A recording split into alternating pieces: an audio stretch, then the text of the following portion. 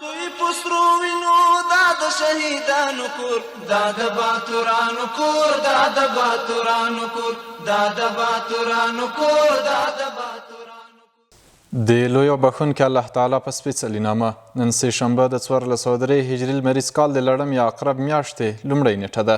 زه فهیم الله افغان یم. پام وکړئ د میدان وردګو ملي تلویزیون څخه د دې مهال خبرونو ته. میدان وردګ ولایت دوکانونو، مارکیټونو او نورو ادارو ته له اورلګېدنې څخه د مخنیوي په موخه د دغه ولایت د پیښو پر وړاندې چمتووالي ریاست له لورې عامه پوهاوی ترسره شو. د دغه ولایت دوکاندارانو د پیښو پر وړاندې چمتووالي ریاست دغه کړنه د ځان په ګټه بولي او زیاتوي چې ټولې لارښوونې به یې عملي کوي. بشپړ حال یې زموږ د همکار محبوب الله سروري په راپور کې. د اورلګېدنې څخه د مخنیوي او احتمالي اورلګېدنې په وخت کې د ځان او نورو د ساتنې په موخه د میدان وردګ ولایت د پیښو پر وړاندې چمتووالي ریاست له لوري د دغه ولایت په مرکز میدان ښار کې عامه پوهاوی ترسره شو. بازار ته راغلو تر څو د عامه ځایونو، کلینیکونو، روغتونونو، مارکیټونو، هټیوالو سره د راتلونکي دپاره چې کوم غیر طبیعي پیښې یا خصوصا په مارکیټو کې اکثره وخت د کم غفلت د عمله اور رامنځته کیږي چې هغه اور بیا په میلیاردونو لکونو تاوان هیوادوالو ته رسي. لاس موارد موږ راوړي، دوی ته توصیه کړې ده چې چا د اور وژونکي ګاز ډبې او نور وسایل نه درلوده باید کلکې کړي. د دغه ولایت هټیوال او د مارکیټونو څښتنان د پیښو پر وړاندې چمتووالي ریاست دغه کړنه ستایي. دوی وایي عامه پوهاوی د خلکو او دکاندارانو د زیان څخه د مخنیوي په موخه زیات اړین دی. د عامه پوهاوی 9% ضروري ده او ډېر ګټور و. نو هم د دکاندار په خاطر هم د مارکیټ والا په خاطر او دا ډېر د فایدې وړ خبرې وې چې دوی موږ ته وکړي. نو موږ له رئیس صاحب نه ډېره مننه کوو چې موږ ته راغی او موږ ته دغه کومې خبرې چې وکړلې نو موږ باید په هغه باندې عمل وکړو. د دې نه موږ مخکې یو څه امادګي نیولې وه، یو څه د زدیاریق ډبې هم دلته په مارکیټ کې درلودلې.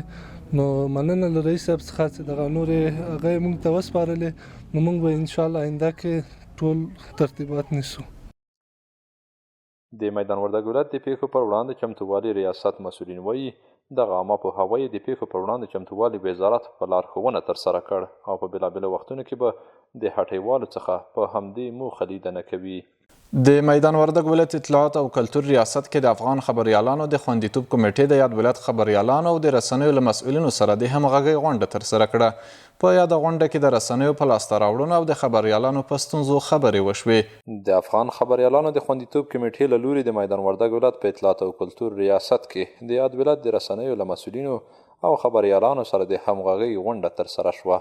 په یاده غونډه کې د دې ولایت د اطلاعات او کلتور رئیس مولوي حبیب الله مجاهد وویل چې په ولایت کې اطلاعاتو ته د لاسرسي په برخه کې خبریالانو ته هیڅ ډول ستونزه نشته او په اسانه ډول کولی شي معلومات ترلاسه کړي. د یادې غونډې په ترڅ کې د امر بالمعروف استازي مولوي نور آغا توحیدي د رسنیو له کړنو خوښي څرګنده کړه او د دوی ونډه یې د اسلامي احکامو په رسولو کې غوره وبلله. همدارنګه یې د هر ډول همکارۍ ډاډ ورکړ. د دې ولایت د رسنیو مسؤلینو په غونډه کې خپلې لاسته راوړنې او ستونزې له مسؤلینو سره شریکې کړې او دوی ته یې د اسلامي شریعت مطابق د خپرونو جوړولو ډاډ ورکړ. د یاد ولایت د اطلاعات او کلتور ریاست مسؤلین وایي چې د اسلامي امارت په راتګ سره په دغه ولایت کې د خبریالانو پر وړاندې هیڅ ډول ستونزه نه ده رامنځته شوې. زابل د هیواد د شمال زون، بغلان، کندوز، تخار او بدخشان ولایتونو د قومي مشرانو او دیني عالمانو کوربه دی. دا ولسي حرکت د هیواد د ګډو قومونو له لوري په لاره اچول شوی تر څو لا هم د افغانانو ترمنځ د یووالي لپاره کار وشي.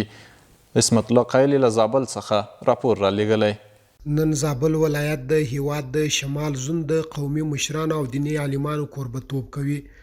دا قومي مشران او دیني عالمان د یو ولسي حرکت له مخې زابل ته راغلي او له زابل څخه وروسته به کندهار، روزګان او هلمند ولایتونو ته ولاړ سي. راغلي قومي مشران وایي دا هڅه یې په دې موخه راپیل کړې تر څو د هیوادوالو ترمنځ واړه مشکلات هم حل سي. دوی وویل چې ټول افغانان سره ورونه دي او هیڅوک به ونه توانیږي چې زموږ ترمنځ نفاق رامنځته کړي. دغه قومي مشران وایي چې د تاریخ په اوږدو کې د اسلام او هیواد دشمنانو د افغانانو ترمنځ د نفاق کوششونه کړي خو بریالي سوي نه دي. امی آیه که خان انما المؤمن مؤمن برادر مؤمن گفته، نگفته که عرب، سیاه، عجب، پشتون. فقط مؤمن برادر مؤمن. هر که در کلمه مؤمن بودن که با ما شریک است او برادر ما است.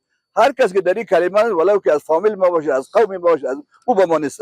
این واقعا یک حرکت مردمی بوده که از طرف مردم ترتیب شده و در بین زون شمال شرق و در بین زونهای لوی پکتیا، زابل، اروزگان، هلمند، قندهار یک وحدت و یک پارچگی را مردم برا انداخته که واقعا ما از قدردانی و مهمان نوازی مردم زابل قلبا از ته دل سپاسگزاري میکنم.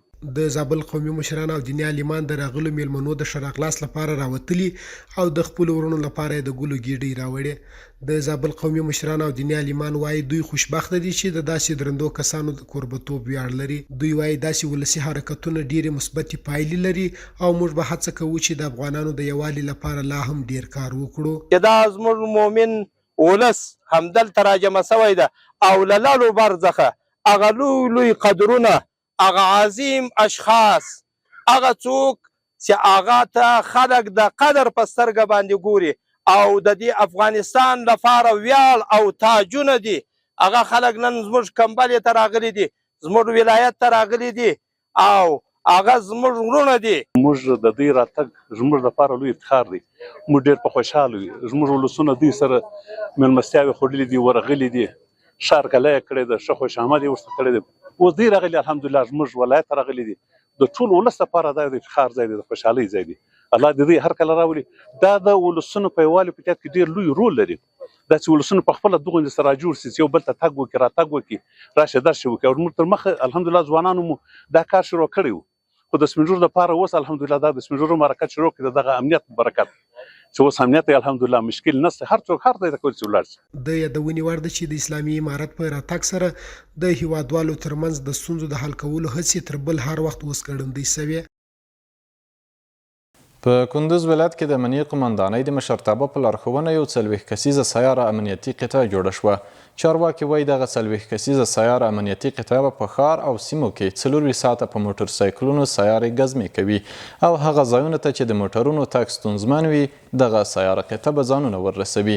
تفصیل یې د محمد الله ارچیوال په راپور کې. د کندوز امنیې قمندانۍ د مشرتابه په لارښوونې تازه یوه 40 کسیزه سیاره امنیتي قطعه جوړه کړې تر څو د همدې موټرسایکلونو په وسیله 40 ساعته سیارې امنیتي ګزمې وکړي. چارواکي زیاتوي چې د دغې سیارې قطعې جوړولو موخه په ښار او سیمو کې د سیارو ګزمو ترسره کول او هغه ګڼه ګوڼه ځایونو ته چې د موټرونو تګ ستونزمن وي د همدې موټرسایکلونو په مټ به د پیښې ځای ته ځانونه وررسوي تر څو مجرمین ګیر او د قانون منګولو ته وسپاري. دغه 40 کسیزه قطعه به په کندوز ښار او ولسوالیو کې او اړوندو سیمو کې د ښار سیارې ګزمې هم ترسره کوي چې په دې سره به زموږ ګران هیوادوال وکولی شي چې خپل هغه ژوند په ارام او ډاډمنه فضا کې تیر کړي. په ورته مهال بیا د 40 کسیزې سیارې قطعې سرتېري ولسونو ته ډاډ ورکوي چې د امنیت خوندیتوب په موخه به شپه ورځ سیارې ګزمې کوي او هیڅ چاته به اجازه ورنکړي چې عامه نظم ګډوډ کړي. ولسونو ته هم دا اطمینان ورکو انشاءالله چې هیڅ مشکل به نه یعنې کومه سختۍ سره یا کوم مشکل سره ولسونه مواجه شوه انشاءالله موږ اتومات ډول باندې پر دغه موټرسایکلو باندې ځان رسو هغه ځای ته مشکل رافغو. د چاته اجازه نه ورکوو چې خدای نخواسته زموږ په ښار کې بې امني راولي او شپه ورځ موږ ګزمل ورکوو. په کندوز کې دا 40 کسیزه سیاره امنیتي قطعه په داسې حال کې جوړه شوه چې له دې وړاندې په ننګرهار او په پلازمینې کابل کې هم د ښار عامه نظم لا خوندي کولو په موخه ورته سیارې قطعې جوړې شوې وې. د پکتیا ولایت مرکز ښرنې په ګډون 20 ولسوالیو کې د امارت پیژندنې کتاب اخیستل شوی ازموینې پایلې اعلان او بریالیو کسانو ته یې بېلابېلې ډالۍ ورکړل شوې. نور حال د عمرجان ذهین په راپور کې.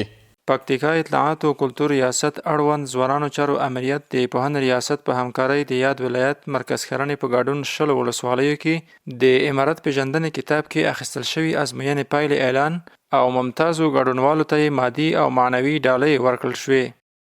د مرکز په ګډون په 20 ولسوالیو کې د امارت پیژندنې سیالۍ واخیستلې.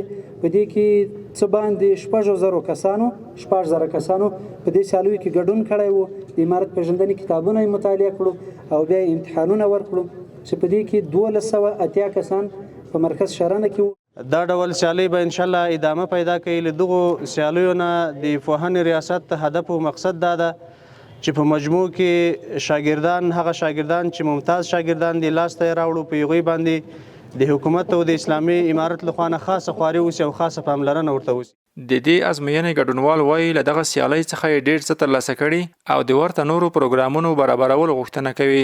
د سیالۍ لپاره باید مطالعه وکړي، نه د امتیاز په خاطر باندې مطالعه باید د په خاطر باندې وکوي. یعنی که درته وایو تر ډیره پورې مو کوم فکري انحراف چې موجود وو هغه به هم اصلاح شوی وي. یعنی د امارت پیژندنې په سیالۍ کې درته ووایم حکومت څخه له دې ته ورته سرچینو څخه هم دا هیله غوښتنه ده چې په راتلونکي کې داسې سیالۍ موږ ته په نظر کې ونیسي تر څو موږ نور داسې زده کوونکي نور بااستعداده کسان پیدا کړو او د دې ټولنې لپاره د خدمت جوړ کړو. مسؤلین وایي په پاتې نورو ولسوالیو کې به هم ورته علمي سیالۍ په لاره واچوي. درنو لیدونکو دا زموږ د دې مهال خبرونه چې تاسو ته مو وړاندې کړل. تر بیا ښې چارې.